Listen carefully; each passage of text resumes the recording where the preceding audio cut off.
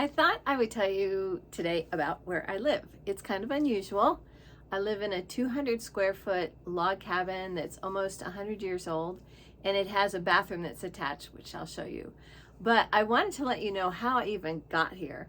So this is definitely tiny living at its best. I went from a 3,200 square foot farmhouse, and then when the Lord brought me out here and I had to sell the farm and the house, and I was like, oh my gosh, where am I going to even end up living? When I came here to the ranch, A, I got a job, and B, they could give me a place to live. And I was incredibly grateful because I didn't have any of that after I had to sell the farm. So, and they also allowed me to bring Piper, and there she is sleeping on the bed. The room that I lived in, I did walk it out, and it was 140 square feet. So all the stuff that I was able to keep from the farm and that I had to fit in my little Ford Focus came with me out here to Montana. And plus I had Piper too. So we did the best we could by getting all of that stuff into my 100 square foot bedroom. And really it was a bedroom because I was in a bunkhouse, and so they made me like the RA, and so I was in charge of but kind of oversaw the bunkhouse and the kids who lived there. And it was like being at home because they were all my children's age, and it was actually a lot of fun. We had a good time. So I did the bedroom in the bunkhouse, and the kitchen, it was a communal kitchen, and then the bathroom, that was a shared bathroom with the kids. And so whenever we all had to be on the same schedule for getting to work, it was, who's going to get in there. Although, to be honest, I usually was up before everybody else, so I didn't have a problem getting in line for the bathroom. So anyways, that was my house. That's where I first lived when I came here to the ranch. So I went from 3,200 square feet to 140 square feet bedroom in a communal living situation. And then I was promoted to front desk manager, and it was just a couple of months after that. So then I was able to move in here and have my own place, which was fantastic. I was so grateful. I didn't care how tiny the place was. I just was very appreciative to have my own space. This is what the cabin first looked like when I got here. Now, granted, some of it was leftovers from the person who had lived here before, but I just wanted to show you what it looked like before I got in and was able to kind of make it my own. So this is my fourth summer living. Well, that first year that I had it, I wasn't in it the whole summer, but I was in it for 18 months after I got into it. So then I have come back the last 2 summers, and thankfully they have held it for me so that I am living here for 7 months out of the year. So I wanted to show you what I did. Some of the things I've learned about living in a small space, and to be very honest, I don't know if I would go back to a larger place again. A couple of my girls and I are talking about getting another homestead and starting over again, which I cannot tell you how excited I am about that possibility. And in discussing, what size homes and stuff like that, I honestly would go back to this size again, maybe 300 square feet. I would like to be able to get my bedroom kind of off by itself and not, be part of the whole big open plan. But I do love the size. I love the small. I love having to be efficient. I love the organization that you have to do, the creativity and how to make this all work, 200 square feet. And I've loved the challenge, and I love the hominess of what this place has become. So I am going to show you what this place looks like currently now that I've been in here for a little while. So get ready for the tour. Okay, this is my front door. So this is where you walk into the cabin. Now I will show you out this window how close I really am to where guests can see. That's the conference center across, but this asphalt or drive right here encircles the ranch, and so guests a lot of times will walk down that because their cabins are just beyond, a little bit beyond my red car right there. So I put this curtain over it. Plus the other thing too is there's no insulation in here because we have the logs, but this helps hold the heat in the wintertime. So this is my, I guess what would be your coat closet, mudroom, whatever. So I have all my shoes here, my yoga mat, cross-country boots, and all the shoes that I use in the summertime too. So this is my coat closet. And then one of the things I had to figure out was, so these are my fly rods, and then I have a fishing rod. And so everything goes up high. So I tried to use the vertical space as much as possible. And here are my cross-country skis. So I bought these hooks and stuck them in the beams. And this is where I hang my skis when in the off season. Then I put up a bunch of shelves. So obviously the gloves that I need for winter. This is kind of my homesteading shelf right here. Canned goods that I've done. These are safe crates that I absolutely love by Roots and Harvest. And that's the crock pot for fermenting food. And these are the earrings that I make. These actually have to go into the gift shop. And then that's the slicer, again, from Roots and Harvest. I've done sauerkraut with that. And then this is storage underneath. It's just one of those. Let me see if I can show you. It's just one of those plastic shelving units like you can get at Walmart or Lowe's or something like that. And so garbage can, that shelf. I just recently got this table because I only have one chair in here. And so this table actually allows me to work in bed, which I know is a no-no, but man, it sure is nice. And then it lifts up so it has like, and it has a piece you can put in there so I can have like an easel to work in bed. So that's just storage that's there. The shelf with canned goods on it. And then this is my library. So I put these shelves up. I love this pipe that I bought this on Amazon, and then you just get wood to stick in there. I love the look of it. I love country, antiques, and then this modern kind of look, so I do like the pipes. And then this is storage again, right here. To be honest, a couple of these bins are empty. No need to fill them. I don't need anything more. And then my jackery, which I bought for camping.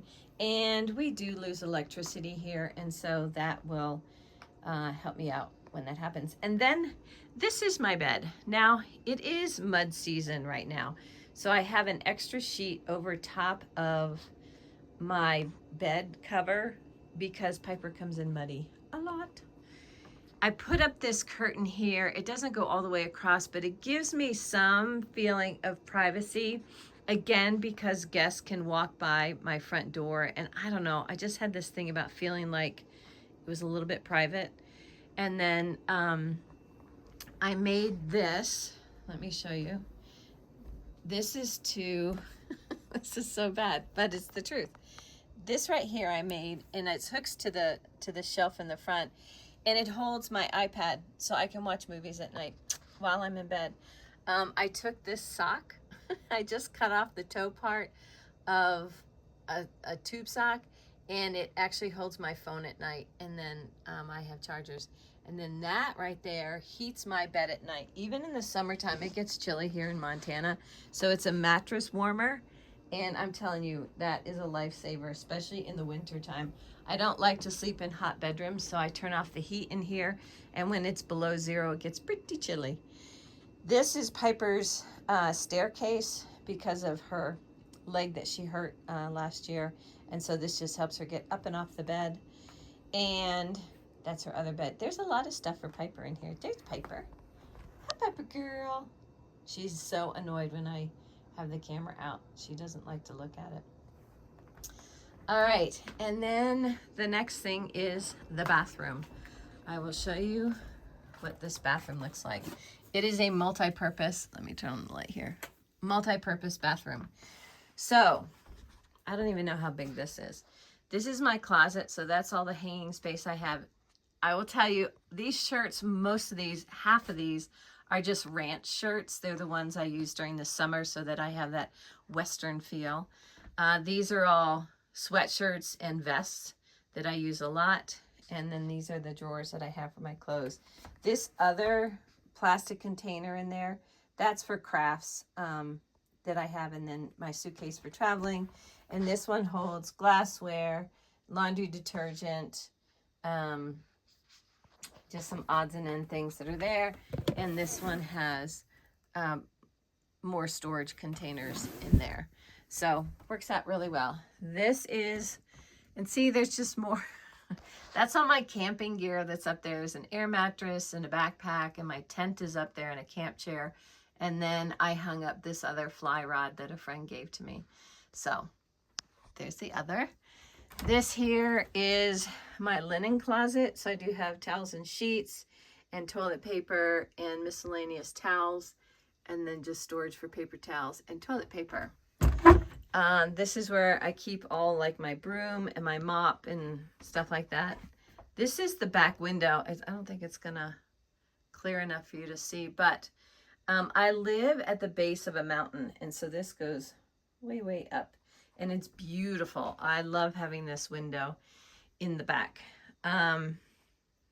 Toilet, sink. Look at this sink. Okay, guys. If you have a sink that has both hot and cold water that comes out of the same faucet, you're very, very fortunate. This is an old sink, and this is cleaned, like cleaned with Comet, but it's so stained over the years that it doesn't come out. So a medicine chest that's up there. And then I am fortunate enough here, and this is fairly new, to have a tub in my cabin.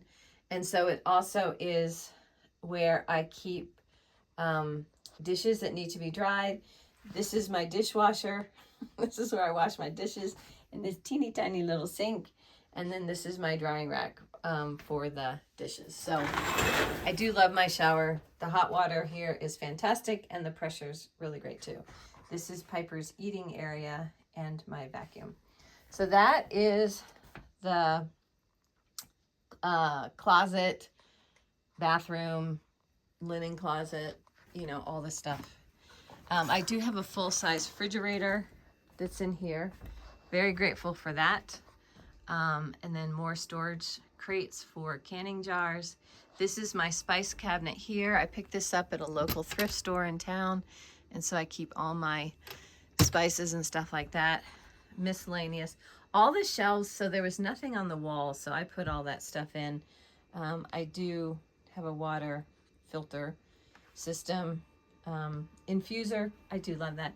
This is my neighbor. I don't know if you can see. She is the head of housekeeping and front desk, and she is amazing. And so that's my neighbor, but you can see the cabins that are over there. So people will walk in front of my house to actually get to the cabins over there. And that's also, the snow's gone down a lot, but that just shows you. So here's my kitchen counter right here. I think this was some sort of a dresser or something like that. I don't know. But I do have a microwave that I use occasionally, and then I have canned goods and dried goods stored in this. And then here is my stovetop, if you will. It's like one of those science room heaters or cook stuff. I don't know. It reminds me of what we used to have in the science room when we were trying to do experiments. I got it at like Target or something like that.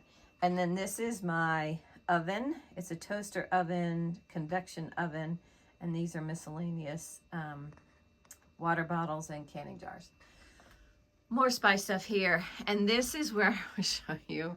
I actually love the look of this, but it's a little nutty, to be honest. So I had to hang all my pots and pans that I use frequently, and really this is all the pots and pans I have. And then my canning jars here actually hold a lot of spices and dried goods and medicines that I'm making from the plants medicinal plants that I find here in the mountains, pasta maker, and then various jars that are up there. So this is all of my, if you will, my kitchen cupboards for plates and pots and pans. And then the next thing is, let me show you after my kitchen area. This is my desk area. So this is my office that I have, and the window faces out front. So yeah, this is where I do all my work. And then underneath I have more storage. And then this is miscellaneous office stuff that I have. And yes, that's my pile of paper on the floor that I have to finish putting away. So, and then we're back to the front door. So I'll just do a quick circle so you can see how everything works in here. And this is what living in 200 square feet plus a bathroom looks like. And like I said, I actually love it. You almost could stand in the middle of the room and touch everything that's around here. So if you guys have any questions about what it is to live this minimally or in a 200 square foot cabin, please ask me. I'd be more than happy to share. I've learned a lot, but in all that I've learned that I like the smaller spaces. And there you have it, my 200 square foot home plus a bathroom. I've not measured that, so I'm not quite sure, but it's not very big. Anyways, if you have any questions at all about tiny living, I would love to answer this for you. So just put them in the comments, and then as I read them, I will answer your questions. So thank you all for visiting with me, and welcome to my home in Montana.